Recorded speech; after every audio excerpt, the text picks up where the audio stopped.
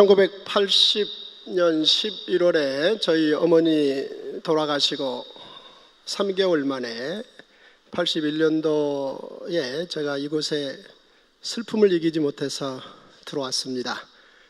그런 지는 34년이 지났는데 그때 여전히 계셨던 파파 스머프 우리 박창환 학장님, 그리고 또 이곳에서 10년 머무는 동안 저를 또 가르쳐 주신 선생님 우리 김영룡 총장님, 세월이 많이 지났습니다. 여러분들 곧 저 같은 날이 옵니다.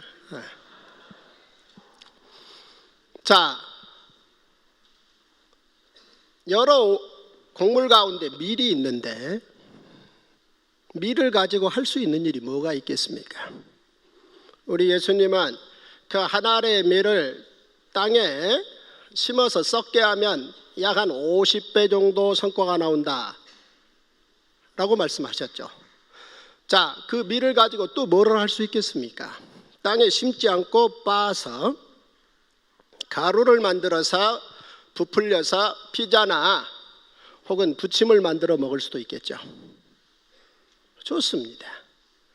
우리 눈에 보이는 모든 것들을 우리는 심지어 독까지도 이용해서 약으로도 씁니다. 눈에 보이는 모든 것들을 이용할 수 있는 지혜와 총명이 있는데, 그러면 이 성경을 가지고는 뭘 할 수 있는 겁니까? 이 책을 땅에 심을 수도 없고 부풀릴 수도 없고. 자, 저는 이 성경을 가지고 기도할 수 있고 찬양할 수 있고 묵상할 수 있고 전도할 수 있다, 이런 생각을 해봤습니다. 성경을 가지고 찬양할 수 있다. 무슨 얘기입니까? 내가 그리스도와 함께 십자가에 못 박혔나니 그런즉 이제 내가 산 것 아니요 오직 내 안에 예수께서 사신 것이라. 자, 노래를 넘어서는 찬양, 성경을 통해 가능하지요. 그런가 하면 또 성령이 오셨네, 성령이 오셨네, 내 주에 보내신 성령이 오셨네. 이거 이제 젊은이들 버전이고, 성령이 오셨네, 성령이 오셨네, 내 주에 보내신, 이건 꼰대 버전입니다.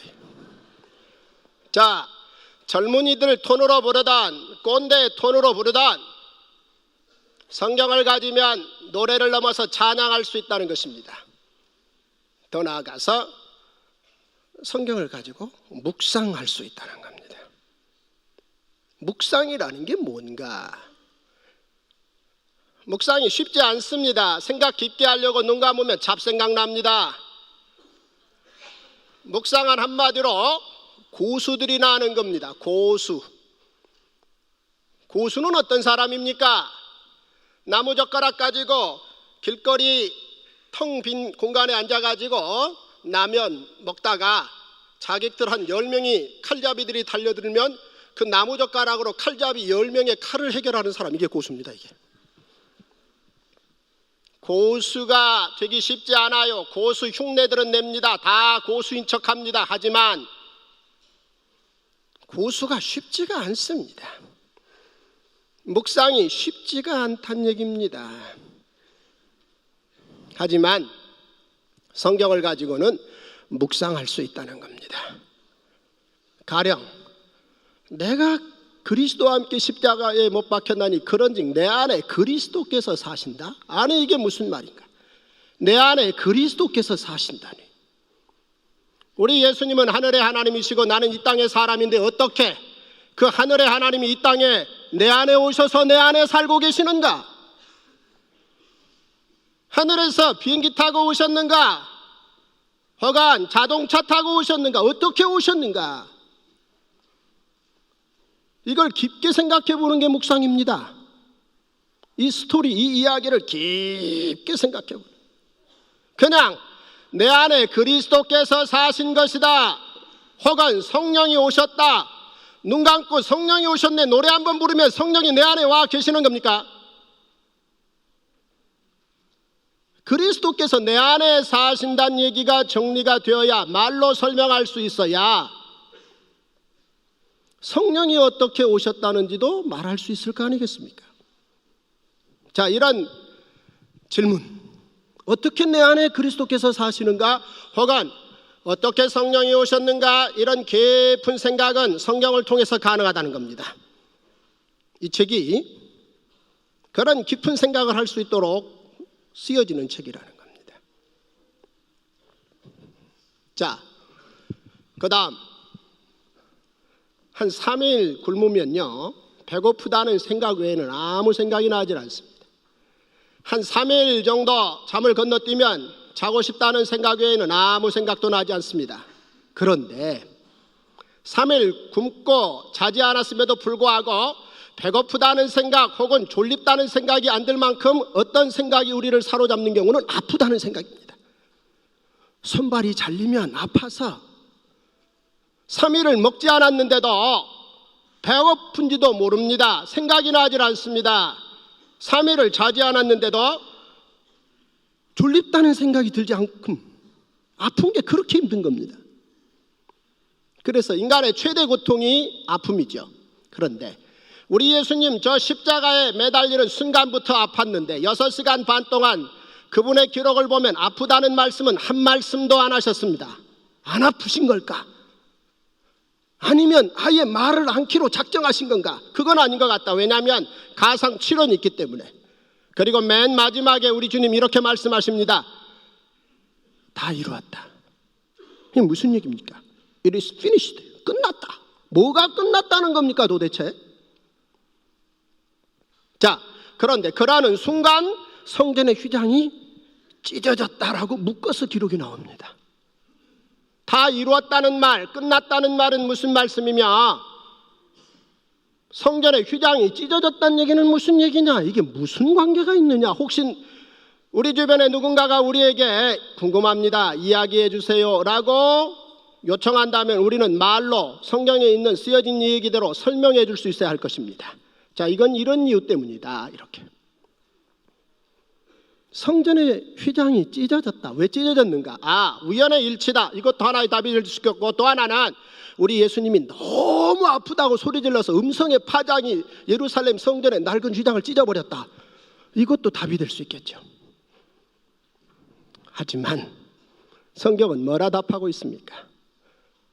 휘장이 찢어졌다?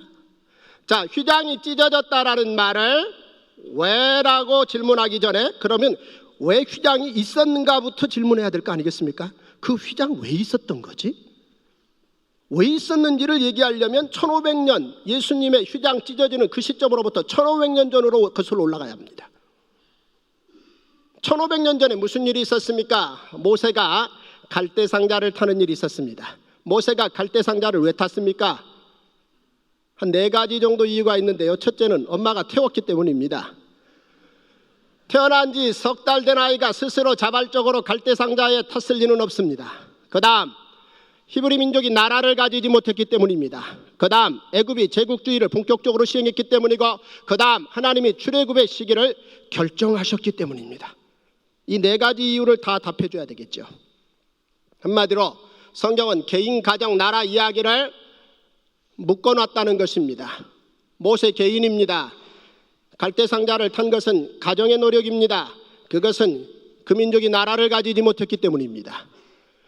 우리 예수님 이야기는 어떻습니까? 예수님 개인이지요. 그러나 성탄절 스토리는 패밀리 스토리입니다. 그런가 하면 우리 예수님은 3년 동안 새벽부터 밤늦게까지 입만 벌리시면 나라 말씀하셨습니다. The kingdom of God is like. 하나님의 나라는 이떠하라니. 농부에게는 씨 뿌리는 자의 비유로, 그부에게는 어부들에게는 그물 비유로, 주부들에게는 누룩 비유로, 장사하는 사람들에게는 달란트 비유로 가리지 아니하고 어떤 대상을 막론하고 The kingdom of God을 말씀하셨다는 겁니다. 그러니 모세 이야기나 우리 예수님 이야기나 개인, 가정, 나라를 떼놓고 이 부분은 개인, 이 부분은 가정,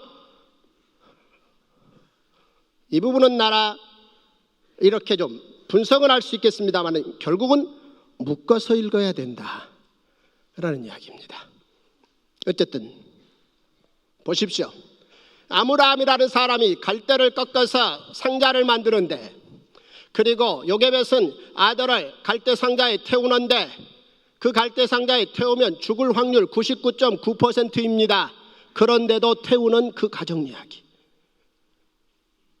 놀랍게도 0.1%의 기적이 일어난 거죠. 그래서 애굽에 들어가서 쪽집게 과외를 받으면서 40년 동안 정말 놀라운 시간을 보냈습니다. 그런데 그의 나이 40에 그 민족과 나라의 그 연장에 있는 그 갈등에 첨예한 뜨거운 감자를 건드리고 말았습니다. 그러는 바람에 모세는 스스로 깨닫습니다. 갈대 상자를 탈 때보다 더 위험한 순간이 왔구나 해서 죽을 것 같으니까 광야로 도망해버린 겁니다. 광야에 가서 40년을 보내고 그의 나이 80이 됐는데 하나님이 오시더니 어이 모세, 뜨거운 감자 한번 만져보자. 모세, 싫어요. 하자 해서 결국 모세는 그 뜨거운 민족과 나라의 문제를 만지기 위해서 애굽에 갔습니다. 애굽에 가서 바로 왕을 만나서 9차례 협상을 했습니다. 이것은 구걸이 아닙니다. 협상과 구걸은 어떻게 다릅니까?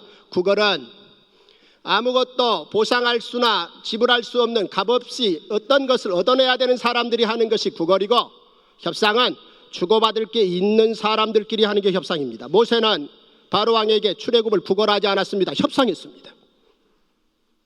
모세가 들고 간 협상 카드는 미러클, 하나님의 기적입니다.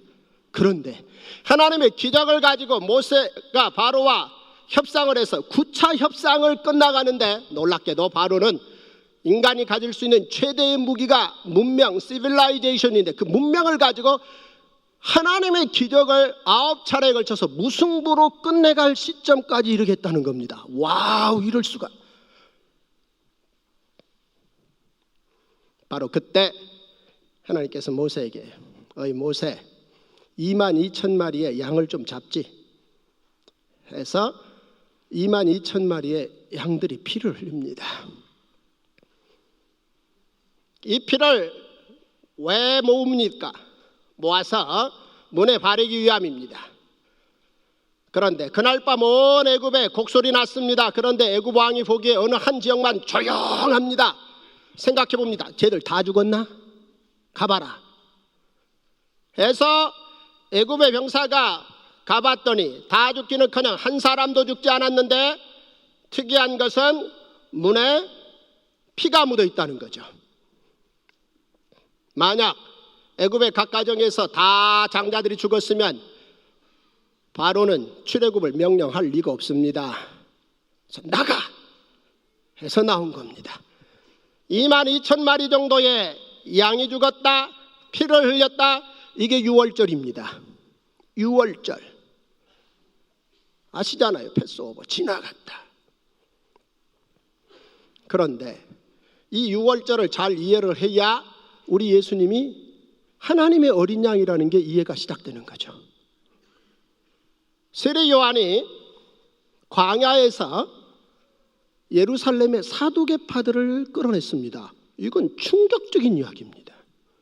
그들은 본질적으로 여호와의 이름을 두려고 택한 곳 성전으로 1년에 3차례의 명절을 통해서 아무리 멀리 사는 디아스포라 유대인이라 할지라도 예루살렘에 모이게 되어 있기 때문에 그 예루살렘 성전에 앉아 있으면 모든 사람들이 다 오게 되어 있는 것이지, 굳이 사두개인들이 누구를 만나기 위해서 예루살렘 밖을 떠날 이유가 없다 이 말입니다. 그런데 세례 요한이 그들을 끌어들였습니다. 광야로 오는 사두개인을 보고 적어도 세례 요한이 좀 예의를 갖춰서 여기까지 와주셔서 진짜 감사합니다 그렇게 말할 줄 알았는데, 야 이 독사의 자식들아 이렇게 깔아버리는 거죠. 이렇게. 그런 세례 요한이 모든 무리무리에 섞여서 나사렛 목수가 나타나는데 오히려 허리를 눈 아래로 숙이는 정도가 아니라 아예 그냥 신발바닥 높이로 엎드리면서 무슨 말을 하느냐, 두 가지 얘기를 합니다. 첫째, 보라 하나님의 어린 양이로다. 둘째, 킹덤이 커밍 순이다. 이 두 가지 얘기를 해버립니다. 충격적인 이야기입니다. 하나님의 어린 양이다. 보라, 세상 죄 지고 가는 하나님의 어린 양이다. 세례 요한의 이 말은 1500년 전 애굽에서 22,000마리의 양들이 죽으면서 어떻게 그 피가 쓰여졌는지 이야기가 정리가 안 되면 하나님의 어린 양이란 얘기는 쉽지 않은 이야기고, 하나님의 어린 양이 정리가 안 되면 예수가 왜 십자가에서 피 흘렸는지는 설명이 안 된다 이 말입니다. 뭉뚱그려 아는 건 좋습니다. 그러나 충분히 실력을 갖추어서 뭉뚱그려 아는 건 대단한 고수인데, 자, 다시 애굽으로 가서 이제 22,000마리 정도의 양에서 피를 뽑고 난 다음에 그 몸통은 어떻게 했습니까? 그 몸통은 불에 구웠습니다. 일본 사람들은 뭔가 먹을 거다 싶으면 다 슬라시 칩니다. 회친다 그러죠. 중국 사람들은 먹을 거다 싶으면 기름에 갖다 튀깁니다. 한국 사람들은 먹을 거다 싶으면 물에 넣고 삶습니다. 서양 사람들은 먹을 거다 싶으면 불에 굽는 거죠. 스테이크 만들어 놓는 겁니다. 그런데 그 많은 22,000마리의 몸통을 들고 애굽에서부터 시내산까지 나오면서 먹는 거죠. 맛있게. 이게 유월절입니다. 그래서 유월절에는 피를 바르고 그 다음 몸통은 먹죠. 그런데 그렇게 시작된 유월절이 1500년 동안 기념되어지다가 우리 예수님은 마지막 유월절을 성찬식으로 바꾸시면서 내 피를 문에 바르지 말고 마셔라 이렇게 달라진 거죠. 자, 시내산에 도착했습니다. 드디어 하나님이 모세를 통해서 613가지를 주면서 이거로 나라 충분하다는 것입니다. 이것은 애굽 제국과는 본질적으로 다른 제대로 된 나라, 제사장 나라라고 얘기하는 것입니다. 그리고 그 613가지의 이야기를 압축해서 10개의 계명으로 만들어서 돌판에 새겨서 모세에게 줍니다. 돌에 새긴다? 자, 인류 역사를 보면 많은 기록물들이 돌에 새겨져 있는데 왜 돌에 새기는 것입니까? 중요한 것을 흙과 나무에 새기면 비바람을 감당하지 못합니다. 제 둘째 딸이 고고학 전공하고 있는데 그 딸의 말을 빌릴 것 같으면 돌에 새기는 건 돌에 상처 내는 거래요. 그래 놓으면 한 1000년 간다는 거죠. 2000년도가. 비바람을 견뎌낼 수 있다는 겁니다. 그러면 그 10가지 계명을 돌에 새겼으니까 비바람 개의치 아니하고 어떤 높은 곳에 세워놓고 수많은 사람들에게 보고 그 내용을 다시 한번 주제할 수 있도록 기회를 만들기 위해서 돌에 새겼는가? 그렇지 않습니다. 그 십계명 두 돌판을 언약궤 안에 넣게 한 겁니다. 왜 넣게 했을까? 그리고 언약궤를 움직여 다니겠는데 언약궤를 만약에 문을 열고 들여다보면 죽습니다. 그러면 왜 언약궤 안에 집어넣었을까? 이것은 하나님의 임재의 상징입니다. 주의 임재 앞에라고 말합니다. 온 천하 만물을 하나님이 창조하셨습니다. 어느 곳 하나 하나님의 손길 아닌 곳이 없습니다. 다만 드디어 이제 하나님께서 하늘의 하나님의 이름을 이 땅에 특정한 곳에 두기 시작하신 거죠. 이것이 하나님의 임재의 상징이라는 겁니다. 무슨 얘기입니까? 십계명 두 돌판이 언약궤 안에 들어가면서 하나님의 임재의 상징 곳이 되고 여호와의 이름을 두려고 택한 곳은 움직여지게 되고 이후에 500년 후에 바로 다윗 때 성전이 지어지고 그 다음 세월이 지나고 이사야를 통해서 우리 예수님의 성육시간 쓴다는 인카네이션 이야기가 있고 그 다음 성탄절이 있고 그 다음 우리 예수님 십자가에서 휘장 찍고 그 다음 우리 예수님 부활하시고 우리 예수님 승천하시고 하나님 우편에 좌정하시고 난 다음에 성령을 보내셔서 그 성령이 그리스도의 영이요 하나님의 영인 그 성령이 내 안에 와 계신다라고 말하는 거 아니겠습니까? 내 안에 계시니 예수 그리스도니 이 고백. 여기에 이 이야기를 써놨다는 겁니다. 많이 생각해 보는 거죠. 10번, 100번.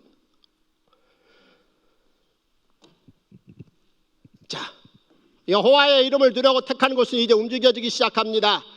바로 그 움직일 수 있다라는 법을 이용해서 시내산에서 만들어져서 여리고성을 돌아서 기란 여아림에 머물러 있던 법궤를, 언약궤를 다윗은 오벳 에돔의 집을 거쳐서 드디어 예루살렘에 모셔왔습니다. 다윗은 두로왕 히람이라는 사람이 제공하는 그 레바논의 그 대단한 백향목들과 수많은 대리석들을 공급받아서 대단한 왕궁을 지어서 그 안에서 잠을 잡았습니다. 너무 좋습니다. 문득 가슴에 뜨겁게 떠오르는 생각이 있었습니다. 해달의 가죽으로 덮여져 있는 그 언약궤를 해달의 가죽을 좀 드러내고 백향목으로 덮어놓으면 안 될까, 집을 지으면 안 될까, 이런 꿈을 꾸게 된 것입니다. 이 꿈을 나단에게 말했더니 하나님이 나단을 통해서 오케이 콜 이렇게 한 거죠. 대신 조건은 세 가지다. 설계도는 내가 준다. 너는 둘째 너는 준비만 한다. 셋째 네 아들이 짓는다. 해서 설계도대로 드디어 솔로몬 성전이 지어진 겁니다. 자, 그 솔로몬 성전의 크기는 그다지 그렇게 크지 않습니다. 여러분, 그렇게 지어진 그 성전에 1000년 후에 우리 예수님이 가셔서 3년의 운동 끝에 수많은 동지들과 함께 가서 그 성전 입구에 가시더니 첫 번째 하신 일이 성전에 테이블을 뒤집어 엎는 일이었습니다. 왜 그러신 겁니까? 나는 마음이 온유하고 겸손하니 너희는 내게 와서 배우라라고 말씀하신 주님께서 속으로는 스트레스가 그동안 너무 많이 쌓여서 한꺼번에 그게 돌출되어서 뒤집어 엎어버리신 겁니까? 풀기 위해서? 왜 그걸 뒤집어 엎은 겁니까? 장사 때문입니까? 장사가 나쁜 겁니까?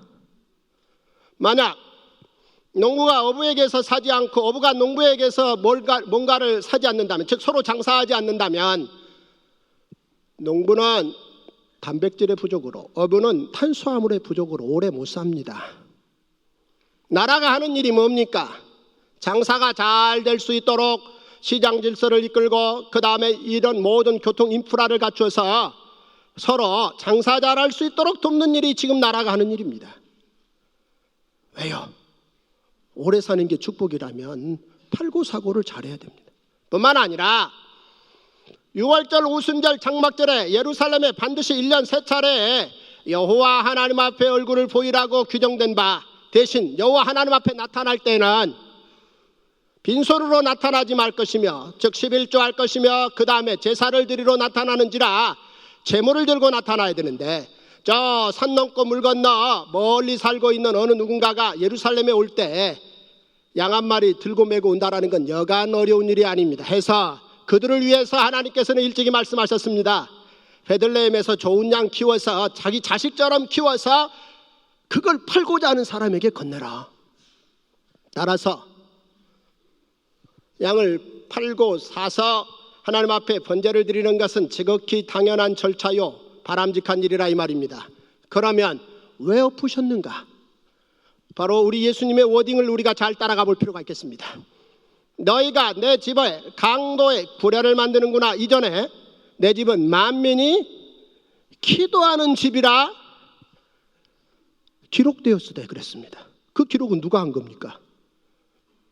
그 기록은 바로 솔로몬 때 나온 겁니다. 솔로몬이 성전 건축 끝나고 난 다음에 손을 들고 기도합니다. 먼저 말합니다. 하나님, 하늘의 하나님께서 이 성전에 계실 리 없지 않습니까? 다만 우리 민족과 세상 모든 이방 민족이라 할지라도 이 성전을 향하여 하늘의 하나님께 기도하거든 하나님은 들은 곳 하늘에서 계시고 응답하십시오.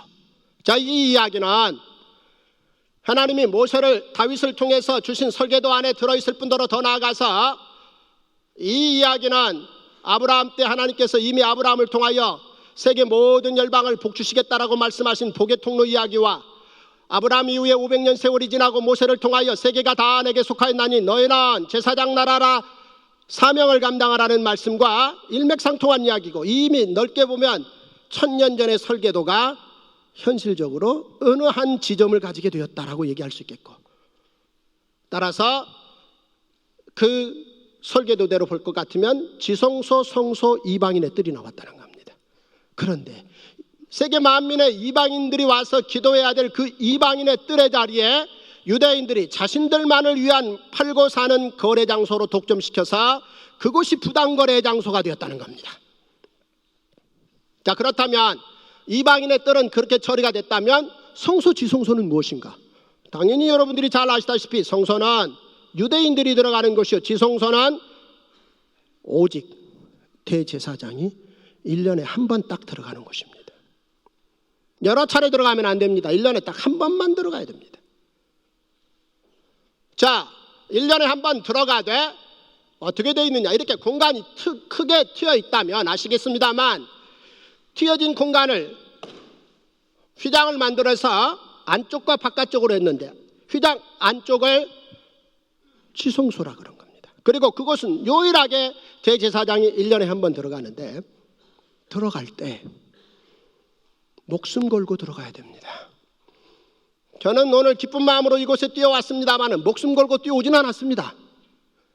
세상에 어떤 일을 하면서 어느 시점에 목숨 걸고 무슨 일에 직면하겠습니까? 그런데 대제사장은 1년에 한 번 지성소에 들어가기 앞서서 반드시 목숨을 걸어야 됩니다. 그곳에서 하나님이 죽여내보낼 수 있습니다. 그런가 하면 또 하나, 공동체원들 가운데 어느 나무꾼이 나무를 하다가 도끼질을 하는데 그 도끼가 멀리 갑자기 빠져나가더니 지나가는 누군가를 죽였습니다. 그런 경우 이 나무꾼은 이 응급한 상황을 먼저 해결하기 위해서 도피성으로 피해서 도망에 들어가야 합니다. 도피성에 들어가서 숨어서 지내야 되는데 언제까지 숨어 지내야 되는 겁니까? 대제사장이 죽을 때까지, 현직 대제사장이 죽을 때까지. 따라서 그 나무꾼과 나무꾼의 친구들과 가족들은 매일 아침 저녁으로 기도하는 기도 제목이 뭐겠습니까? 그 대제사장 아직도 안 죽었나? 자, 그들의 그런 자신이 죽기를 바라는 그런 모든 사람들의 생각들을 무겁게 어깨에 메고 인생을 사는 사람이 대제사장입니다. 대제사장이 만만한 자리가 아닙니다. 그게 리스판시빌리티입니다. 책무입니다. 그런 얘기 했잖아요. 윈스턴 처칠이라는 사람이 The price of the greatness is responsibility. 책임. 결국 대제사장은 목숨 걸고 지성소에 들어가는 겁니다. 그 왜 들어가는 겁니까? 도대체 무엇 때문에? 왜 지성소에 목숨 걸고 들어가는 겁니까? 아무도 대답들을 안 하시는데 속으로 다들 하고 계시죠? 다 알고 있다라고. 여러분, 우리나라 대통령이 되면 좋은 게 뭐가 있겠습니까? 대한민국의 대통령이 되면 좋은 게 뭐가 있겠어요? 첫째, 청와대를 나오는 순간부터 하루 종일 차 타고 돌아다니고 다시 청와대로 들어가는 순간까지 빨간불은 한 번도 안 본다. 파란불만 보고 나갔다 들어오는 겁니다. 이게 대통령입니다. 두 번째, 원하면 언제든 전용기를 띄운다. 그러나 이런 것들은 대통령이 되었을 때 시시한 좋은 겁니다. 진짜 좋은 건 임명권입니다. 600여 명의 장차관들을 임명해서 약 373조 원의 예산을 매년 결제하는 겁니다. 그 다음 거부권입니다. 지금 개헌 논의가 뜨겁습니다.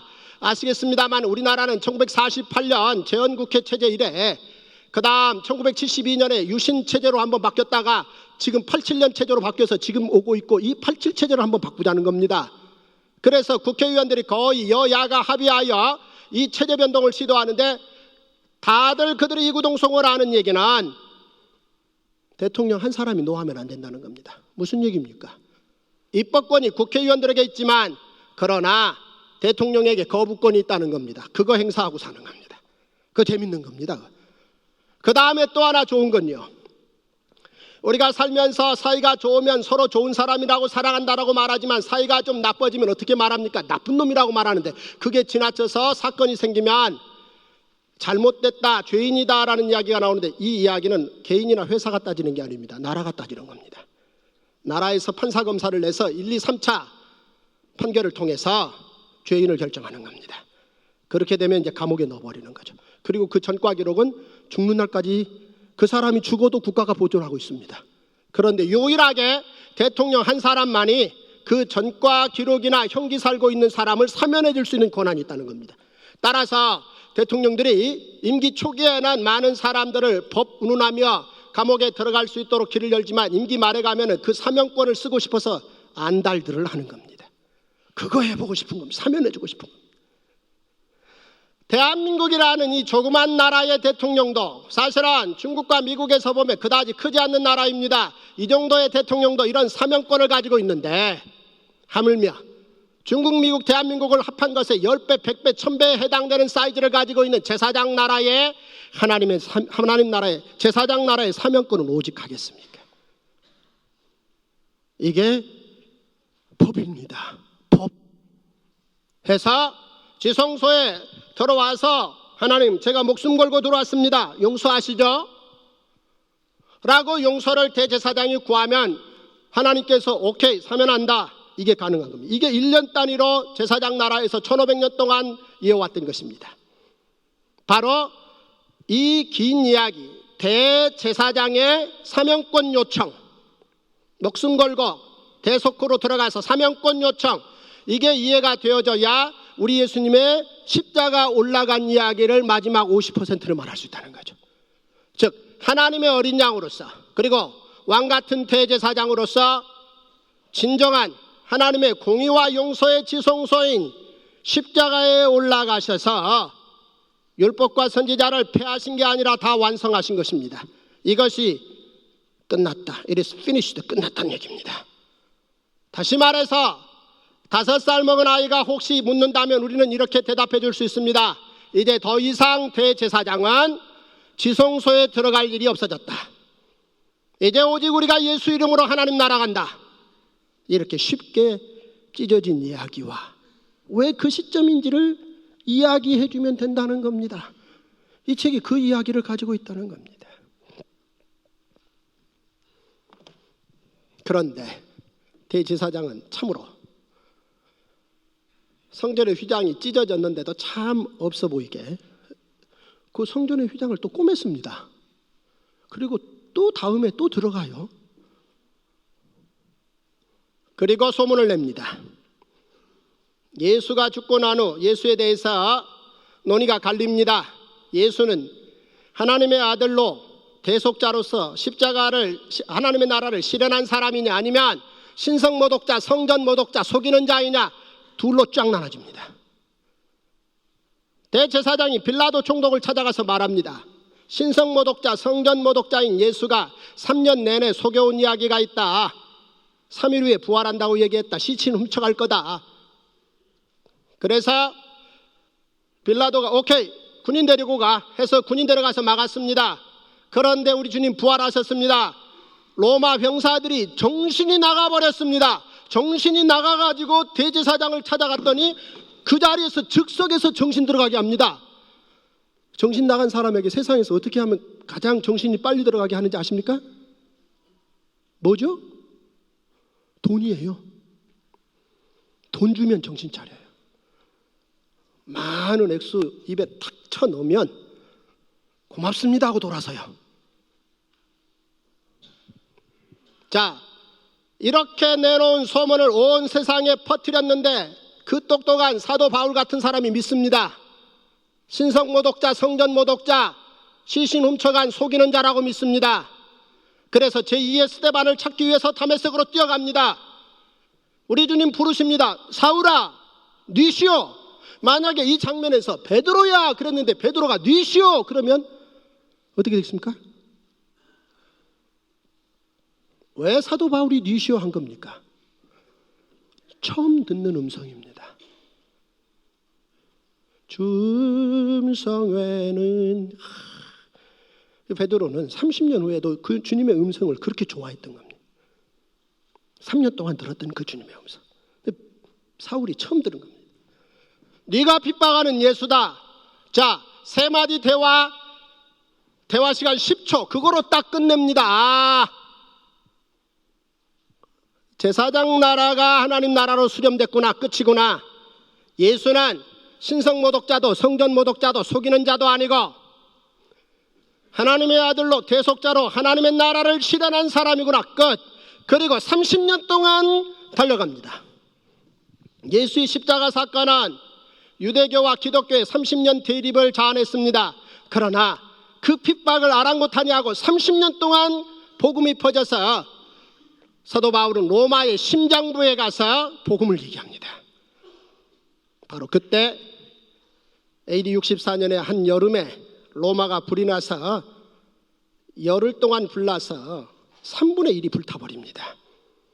그 당시 황제 네로는 방화의 결과는 이때 누가 방화했는지 방화범이 확인되지 않는 상황에서 자신에게 방화의 책임이 돌아오자 그럴 만한 루머가 돌았고 그 루머 안에는 개연성이 있는데 그는 그 모든 불태워버린 지역에 새로운 황궁을 지으려고 할 것이다. 더 나아가서 그는 불타는 장면을 통해서 뭔가 트로이의 불타는 장면을 호메로스가 써놓은 걸 보고 시의 감동의 노래를 받았던 네로가 또 그 같은 시상을 얻기 위해서 불을 질렀을 것이다 라는 루머가 개연성 있게 돌자 서둘러 방화범을 발표했는데 그게 바로 기독교인들입니다.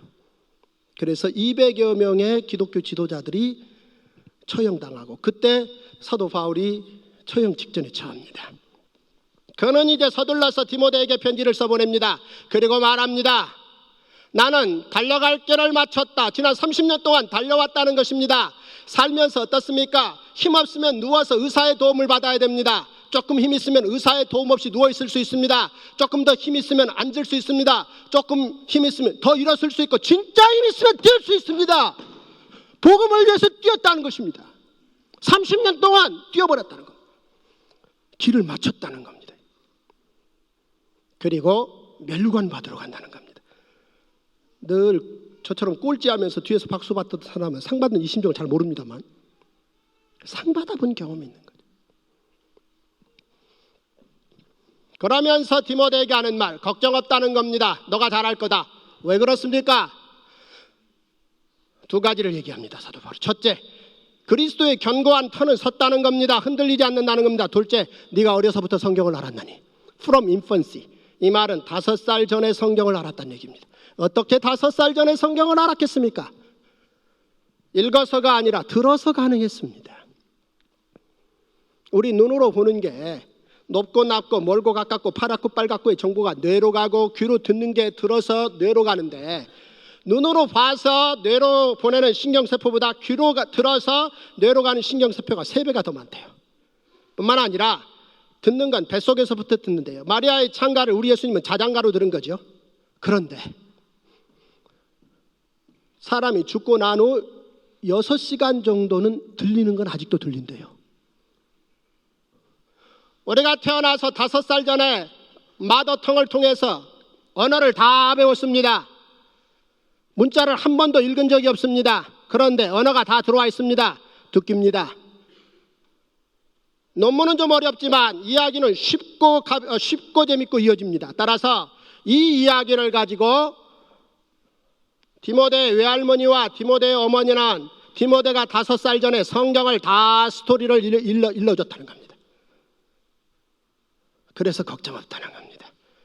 이후 바울은 죽고 기독교의 본격적인 박해가 시작됩니다. 그러면서 약 한 250년의 박해는 지속적으로 AD 64년에 로마 대화재 사건을 통하여 기독교의 공공의 적으로 지목된 기독교는 250년 동안 박해가 진행되는데 여러분 잘 아시겠습니다마는 로마의 황제 디오클리티아누스 황제 때는 그 박해가 네로 때 박해 몇십 배에 해당됩니다. 바로 그때 로마의 어느 한 장수가 영국에 갔습니다. 영국의 주둔지에서 어느 북부 주둔지에 가서 펍에 가서 한 여인과 풋사랑을 나누고 돌아왔습니다. 그런데 20여 년 세월이 지나고 한 아이가 나타납니다. 왜냐하면 그 풋사랑을 나눈 그 여인 사이에서 아이가 생겼기 때문입니다. 이 아이가 아버지를 찾아옵니다. 그리고 이 아이는 아버지 밑에서 더욱더 잘 조련받아서 훌륭한 장수로 키워집니다. 그 당시 로마는 워낙 튼튼해서 동서남북으로 나누어서 이 동서남북의 대표자들이 가끔 황제에 오르는 경우가 비일비재했습니다. 그런데 그 아이의 아버지도 황제 후보였습니다. 그런데 그 아이의 아버지가 죽고 오히려 영국에서 태어난 그 아이가 드디어 황제 후보 자리에 올라서 황제가 되었습니다. 그리고 그는 3가지를 합니다. 첫째, 밀란에서 313년에 기독교를 더 이상 박해하지 말라고 공인합니다. 두 번째, 비잔티움을 7년 동안 건설해서 세계 최초의 스카이라인을 만듭니다. 모든 공공건물이나 사적 건물은 십자가 아래에 있어야 된다는 겁니다. 셋째, 그는 그의 어머니 헬레나를 최초의 성지순례 내보내줍니다. 무슨 얘기입니까? AD 64년부터 250년에 로마의 그 치열한 처절한 박해를 뚫고도 예루살렘에서 로마를 거쳐서 저 서쪽 끝인 영국의 저 시골 마을까지 복음이 전해졌고 거기에서 그 여인은 예수 믿고 있었다는 얘기입니다. 그리고 얼마의 시간이 지납니다. 로마는 더 이상 적이 없습니다. 그런데 테오도시우스 황제 때 보니까 로마가 멍들어 썩어져 갑니다. 재생의 기회가 보이지 않습니다. 어떤 주변의 외적 때문이 아닙니다. 바로 내부의 풍요 때문입니다. 사치 때문입니다. 깊이 고민하던 테오도시우스 황제는 드디어 알았다라는 답을 내리고 기독교를 국교로 끌어들이는 겁니다. 해서 이제 중세 천년이 시작되는 것이며 이로부터 말미암아 이제 요람에서 무덤까지 가는 겁니다. 로마의 심장부로 들어간 기독교는 사람이 태어나면 영세를 주어야 태어난 것이며 죽어도 죽었다라고 말해줘야 죽는, 교회가 말해줘야 죽는 그 천년의 교회, 중세교회는 천년 만에 엉뚱한 일을 합니다. 바로 똑 떨어져서 그 소리가 지옥에서 연옥으로 울린다는 거죠. 이탈리아에서는 통할 리가 없습니다. 그쪽 사람들은 그게 무슨 얘기인지 다 압니다. 그런데 이탈리아 쪽에서 저 서쪽의 독일 사람들은 생각보다 순박했던 모양입니다. 돈 떨어지는 소리가 똑똑똑 빗소리처럼 들립니다. 그런데 한 사람 잘못 봤죠. 마틴 루터입니다. 그가 아니라고 말합니다. 그리고 그는 말합니다. AD 90년에 얌리아 회의 때 예루살렘 근처에 있는 얌리아 회의 때 결정했던 구약 39권, 히브리어로 된 구약 39권만이 성전이라고 말해서 73권이 아닌 여러 개 근거를 빼버린 66권만이 오직 성경 솔라 스크립투라를 외쳐버리는 겁니다. 그리고 그 이후에 500년 세월이 지나서 오늘에 이르렀습니다. 이제 3년 후면 종교개혁 500주년을 앞두고 있습니다. 종교개혁 500주년 기념식을 할 것이냐 아니면 혹 종교개혁이 잘못됐다라는 반성과 후회를 깃들인 사망 기념식을 시작할 것이냐 시점입니다. 그럼에도 불구하고 저는 이렇게 외치고 싶습니다. 다시 한번 그들이 외쳤던 그들의 이야기, 솔라 스크립투라, 솔라 피데, 솔라 그라티아, 솔로스 크리스투스, 솔리데오 글로리와, 그리고 하나 이렇게 덧붙이고 싶습니다. 성경으로 개인, 가정, 나라가 살 수 있고 성경으로 전도하여 교회가 성장할 수 있다. 말을 마치고자 합니다. 한마디로 개인, 가정, 나라 이야기를 통으로, 그리고 하나님의 어린 양과 유월절 어린 양을 통으로, 그 다음 유월절과 성찬식을 통으로, 대제사장과 왕같은 대제사장을 통으로 예루살렘의 건물 지성소와 더 나아가서 하나님의 공의의 지성소인 십자가를 통으로 보는 것, 이것이 성경 통독, 더 나아가서 통성경이다. 이렇게 말씀드리고 싶습니다. 감사합니다.